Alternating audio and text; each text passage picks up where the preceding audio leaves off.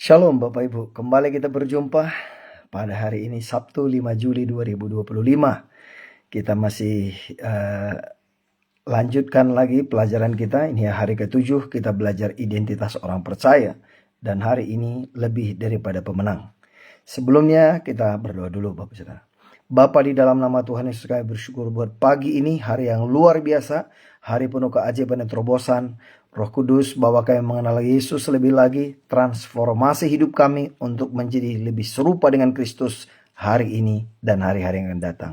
Bicara kepada kami Tuhan dalam nama Tuhan Yesus. Amin. Baik Bapak Ibu Saudaraku, identitas orang percaya hari ini kita belajar lebih daripada pemenang. Nah, Roma 8 ayat 37 Bapak Saudaraku, tetapi dalam semuanya itu kita lebih daripada orang-orang yang menang oleh Dia yang mengasihi kita. Di mana Tuhan Yesus yang menang, kemenangannya diberikan kepada kita. Karena itulah kita lebih daripada pemenang Bapak Saudaraku. Nah, apa sih makna lebih daripada pemenang? Nah, ini menarik. Nah, lebih daripada pemenang itu kalau bahasa Yunaninya itu adalah hypernikao.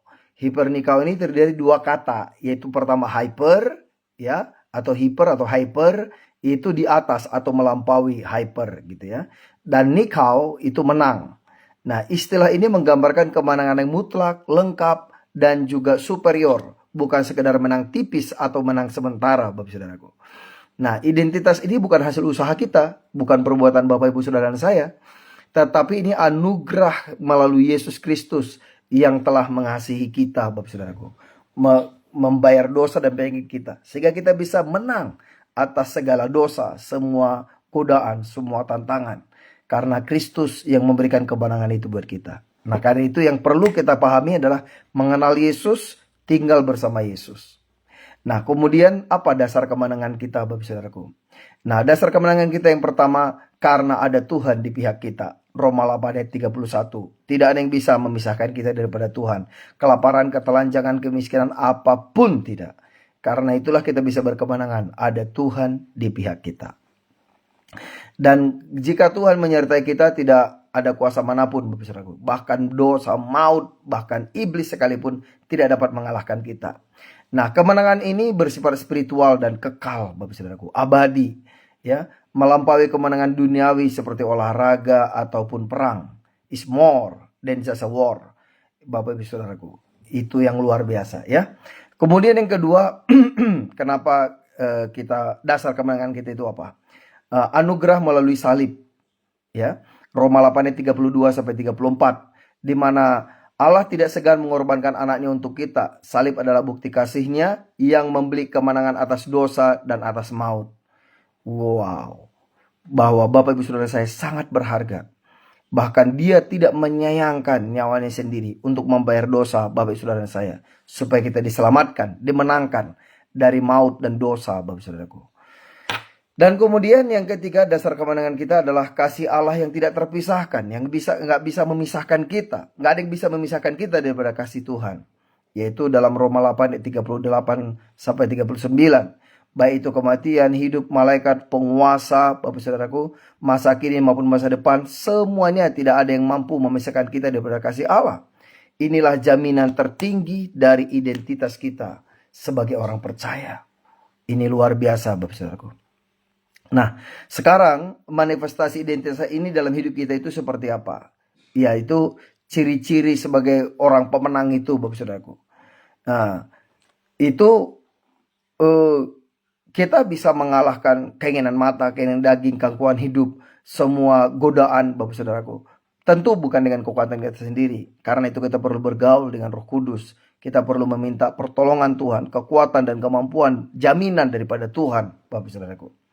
Nah, kemudian tantangan pemahaman yang keliru, gini, banyak orang mengira lebih dari pemenang itu berarti bebas dari masalah. Ini salah satu tantangan ya. Banyak orang berpikir bebas dari masalah, sukses secara materi, atau kesehatan prima gitu ya. Nah, itulah berkemenangan. Nah, ini adalah kesalahan yang fatal. Bukan itu konteks dalam Roma 8 ayat 35 sampai 37, Bapak Saudaraku. Nah, justru berbicara tentang kemenangan itu di tengah aniaya, ya. Karena dibilang apa yang bisa memisahkan kita dari kasih Tuhan? Kelaparankah, ketelanjangankah, kemiskinankah, penganiayaankah, penderitaankah? Tidak ada yang bisa. Nah, Jadi kemenangan itu berbicara di mana di tengah aniaya, kelaparan, dan bahaya, fokusnya adalah kemenangan rohani. Atau pemisahan dari kasih Allah bukan kemenangan duniawi, Bapak Saudaraku. Nah, jadi kita ini kemenangan rohani atas pemisahan dari kasih Allah. Di mana kita itu bukan kemenangan duniawi, tapi kemenangan spiritual, kemenangan rohani. Nah, apakah kita juga mengalami secara semani? Yes, itu bonus, Bapak Saudaraku. Itu hanya bonus bersifat sementara. Tapi itu bukan tujuan utama kita. Ya. Nah, kemudian Bapak Saudaraku yang yang kelima, yang terakhir adalah panggilan untuk hidup sesuai dengan identitas. Bapak Saudara dan saya dipanggil untuk hidup sesuai dengan identitas kita sebagai orang percaya. Yang pertama apa? Sadari sumber kemenangan kita. Sadari sumber kemenangan kita bukan karena kekuatan kita, tetapi oleh karena roh yang membangkitkan Kristus dari antara orang mati. Roh yang sama hidup di dalam kita. The very same spirit who rose Jesus from the dead. The very same spirit di dalam kita.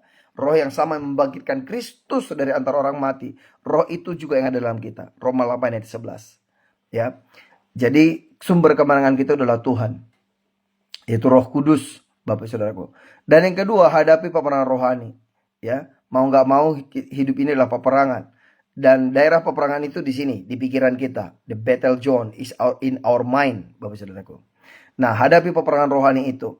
Gunakan senjata, perlengkapan senjata rohani yang sudah diberikan kepada kita. Ya, gunakan doa, firman, dan komunitas untuk membongkar tipu muslihat iblis. Yaitu dalam Efesus 6 ayat 10-18.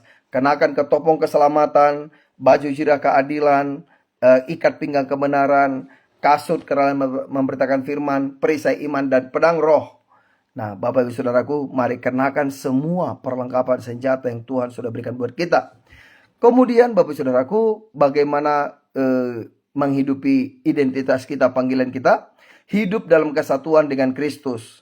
Kemenangan kita adalah buah dari penyatuan kita dengan Kristus yang adalah mempelai pria, Bapak Saudaraku. Dia adalah raja dari segala raja. Nah, Efesus 5 ayat 31 sampai 32.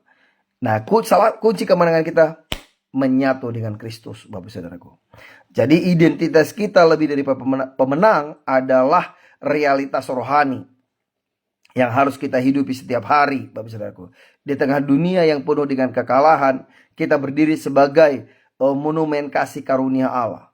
Bukan monumen lah, movement, sebuah kegerakan, Bapak Saudaraku. Kita bergerak menyatakan kasih Tuhan. Mari Bapak Ibu Saudaraku, mari jalani hidup kita penuh dengan kemenangan bersama dengan Kristus.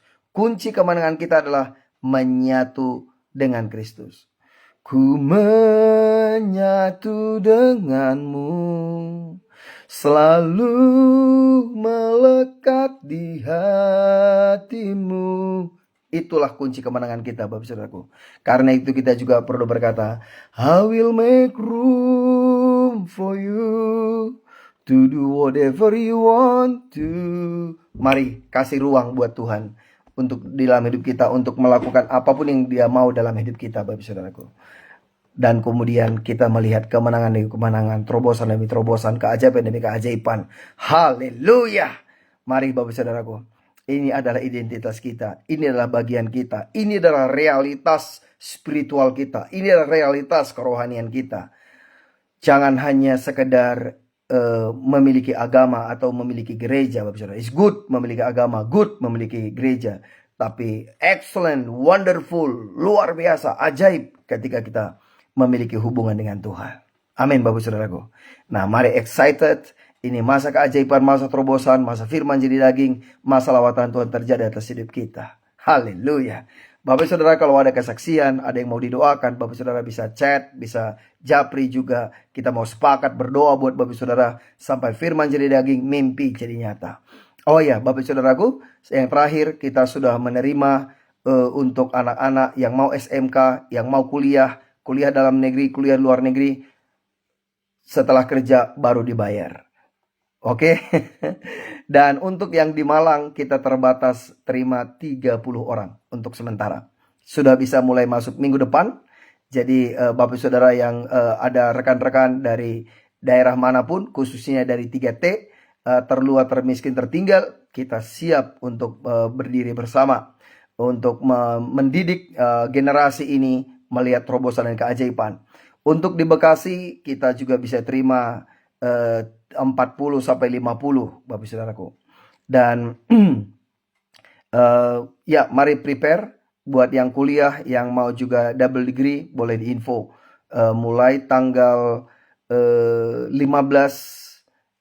Juli kita sudah bisa terima yang di Malang. Kalau di Bekasi sudah bisa terima mulai hari ini. Baik Bapak Saudaraku, itu mungkin yang bisa disampaikan. Teruslah semangat, tangkap yang daripada Tuhan, lakukan yang Tuhan mau dalam ketepatan. Haleluya. Mari kita berdoa. Bapa, di dalam nama Tuhan Yesus, terima kasih buat pagi ini. Biar firman-Mu hidup dalam setiap hidup kami, bertumbuh, berbuah, dan kemudian mengalami